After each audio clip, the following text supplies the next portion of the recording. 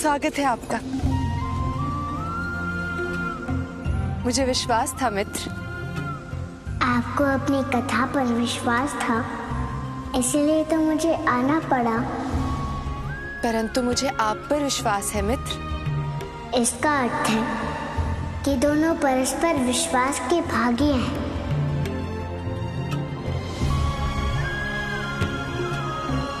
आइए, आसन ग्रहण कीजिए।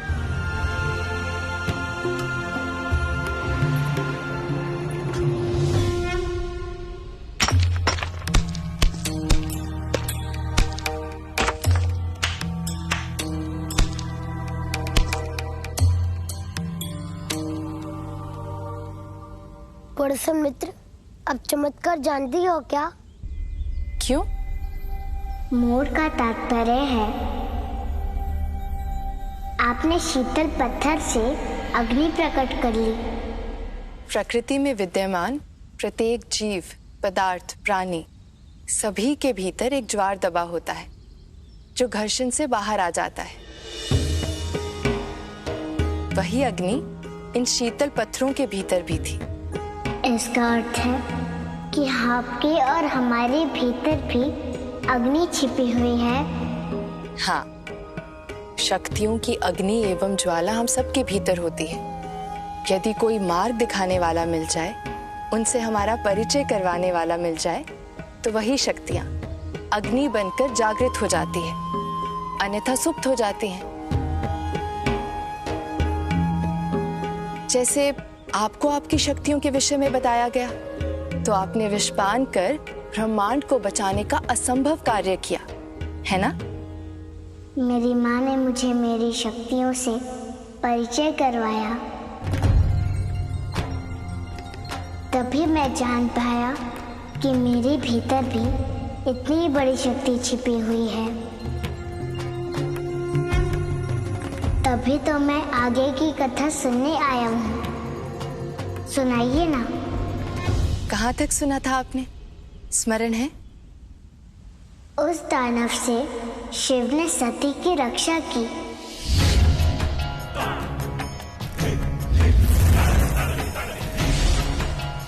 और उनके राजमहल में छोड़ के आए।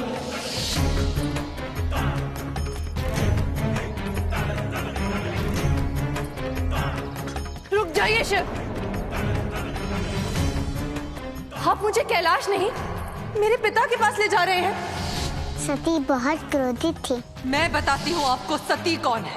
सती अपने बुद्धि, हृदय और चेतना की स्वामिनी है। सती स्वतंत्रता का मापदंड है। सती अपने स्वयं के निर्णय और त्रुटियों का उत्तरदायित्व वहन करने की क्षमता रखने वाली राजकुमारी है। कदाचित मेरे पिता सत्य कहते थे, आप सती को वरण करने के योग्य ही नहीं है। आपको तो सब कुछ स्मरण है। ये आपकी कथा की रोचकता का फल है मित्र।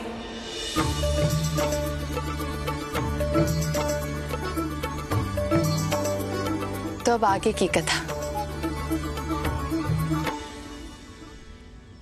शिव और सती जिस मनोभाव से विलक हुए थे, वो दोनों के लिए बहुत वेदनापूर्ण था।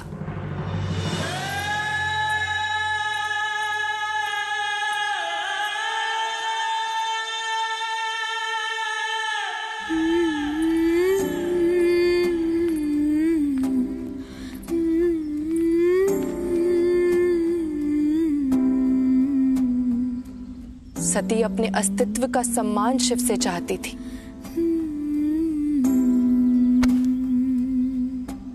और शिव निर्लिप्त थे।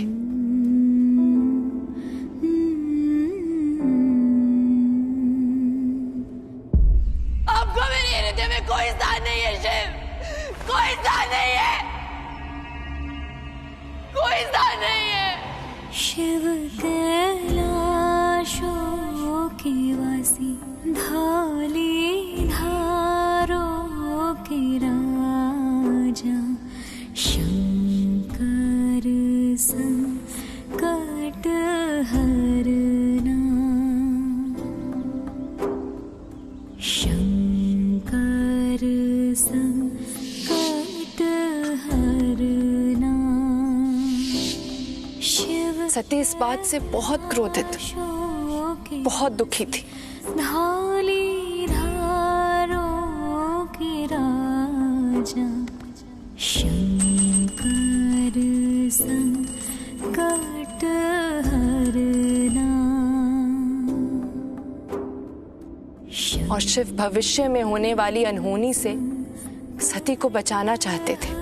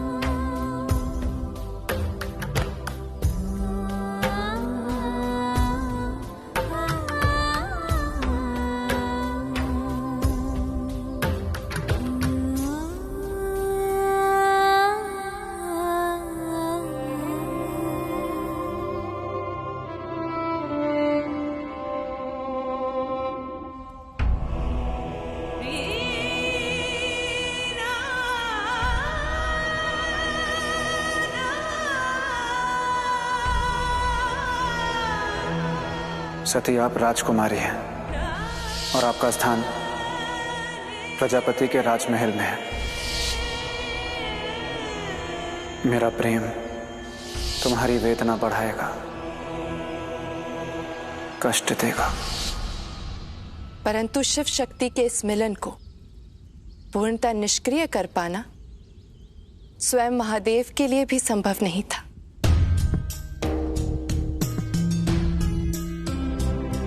और वहां उस ओर सती का संयम और धैर्य समाप्त हो रहा था।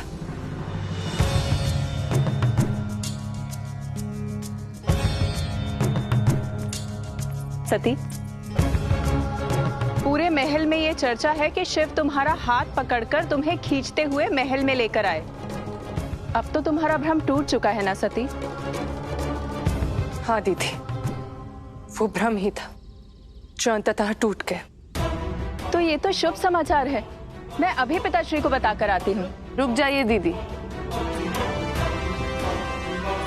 अधूरा समाचार सुनाएंगी तो पिताश्री क्रोधित हो जाएंगे। तो शीघ्र बताओ, मैं सुनने के लिए अधीर हो रही हूँ। जैसे शिव के प्रति मेरा प्रेम भ्रम है, ठीक वैसे ही पिताश्री का मुझसे प्रेम भी तो भ्रम ही है ना दीदी।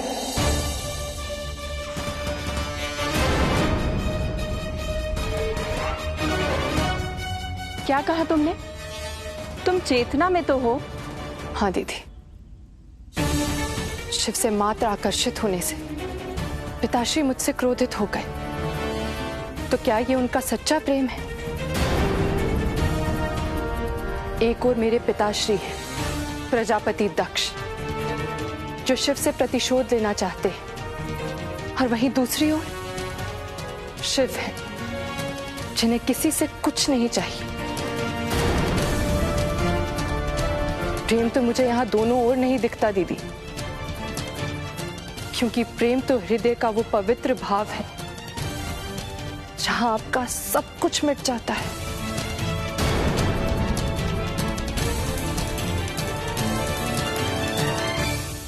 तो क्या तुम्हारा सब कुछ मिट गया है सती? ये सब काल्पनिक बातें हैं। कहना बहुत आसान है मेरी बहन, परंतु अनुभव करना बहुत कठिन।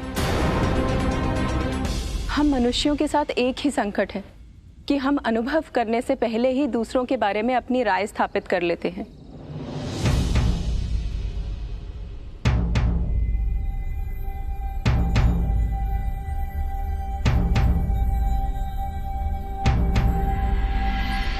दीदी, आज आपने मेरे मन के सारे भ्रम मिटा दिए। सही कहते, बड़ी बहन माँ के बाद दूसरी शिक्षिका होती है। सब कुछ सहज हो गया दीदी, सब कुछ सहज हो गया। आपका बहुत बहुत धन्यवाद, मैं सब समझ गई। मैं कुछ समझी नहीं सती। परंतु मैं समझ गई दीदी। मैं शिव को जितना बुलाने का प्रयत्न कर रही हूँ, मैं शिव की ओर उतना खींची चली जा रही हूँ। जितनी घृणा उनसे करना चाह रही हूँ, उतना ही उनकी ओर आकर्षित होती चली जा रही हूँ। बस के प्रति प्रेम बढ़ता चला जा रहा है। बंद करो अपना ये मैं तो जान ही नहीं पाई दीदी। मत भूलो कि प्रजापति दक्ष की पुत्रियां हैं। अपनी अपेक्षाओं को मानक है, समाज की उदाहरण है। जानने का, उन्हें समझने का तो मैंने प्रयास ही नहीं किया दीदी। प्रेम अशोभनीय है, निंदनीय है।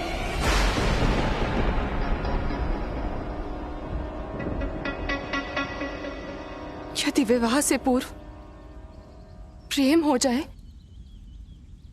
तो वो अशोभनीय हो जाता है, निंदनीय हो जाता है। हाँ, वो असामाजिक है, सामाजिक परंपरा के विरुद्ध है। इसीलिए भूल जा इस प्रेम को। इस प्रेम का यहाँ कोई स्थान नहीं है सती। व्यर्थ अवसाद मोल न ले, भूल जा शिव को।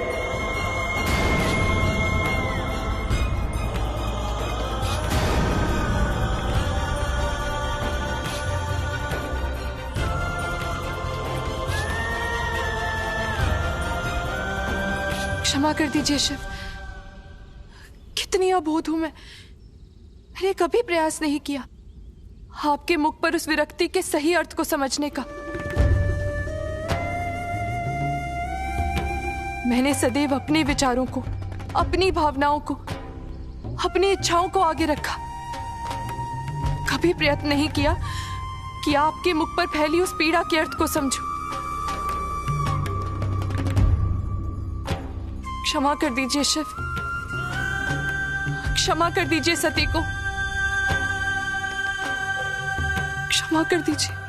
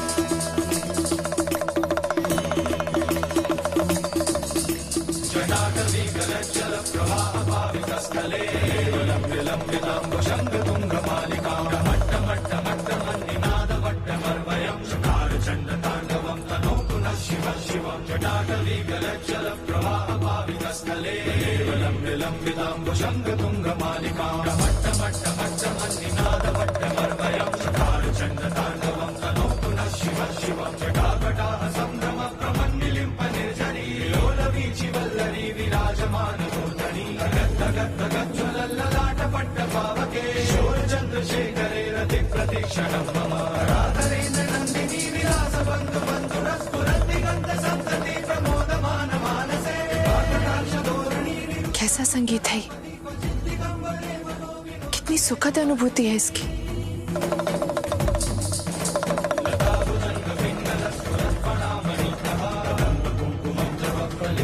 ये भजन तो शिव के लिए है। इसका अर्थ है शिव वहां अवश्य उपस्थित होंगे। मुझे वहां जाना होगा।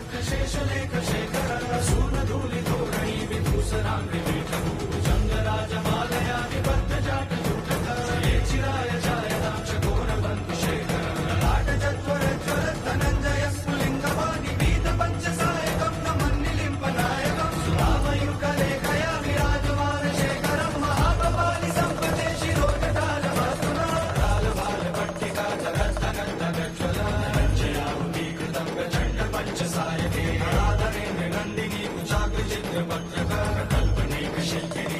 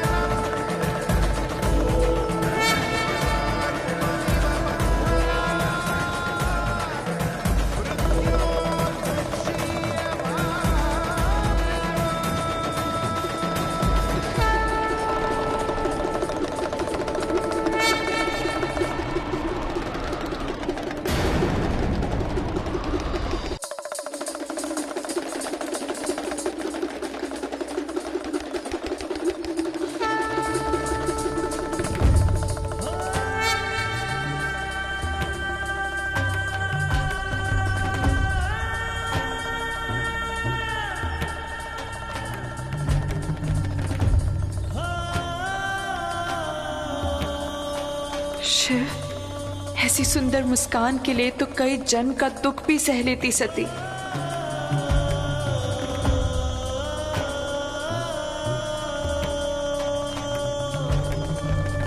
परंतु शायद ये मेरे लिए है ही नहीं, वरना मेरे साथ आप इतना कठोर, इतना निष्ठुर व्यवहार नहीं करते।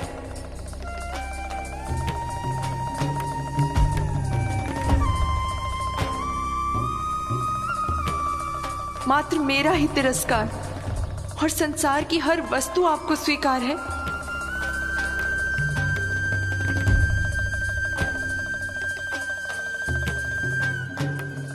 अंततः ये मेरी ही मृग तृष्णा थी शिव, मैं ही अबोध थी।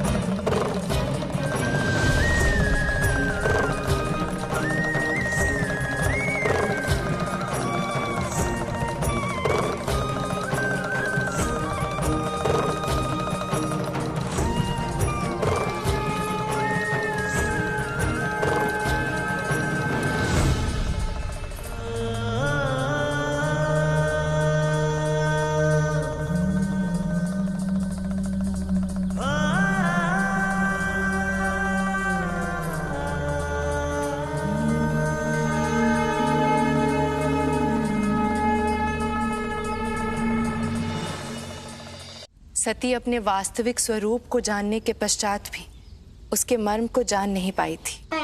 परंतु उनके साथ ऐसा क्यों हुआ? वो तो आदि शक्ति थी।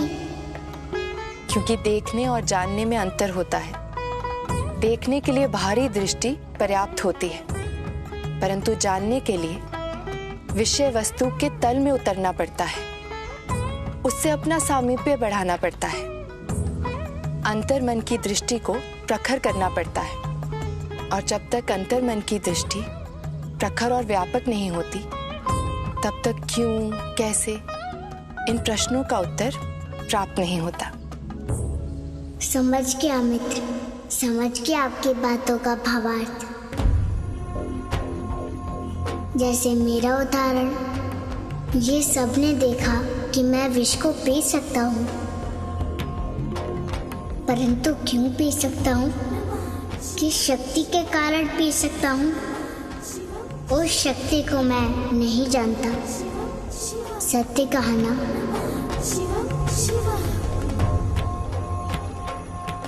यही तो मुख्य रूप से जानना है आपको महादेव, तभी तो आप अपने मूल स्वरूप को जान पाएंगे कि आप ही देवों के देव महादेव हैं। कथा बहुत अच्छी थी मित्र। तो अब आगे सुनिए। अब आगे की कथा आज नहीं मित्र, मुझे माँ के संध्या पूजन के लिए पुष्प लेकर जाना है मित्र।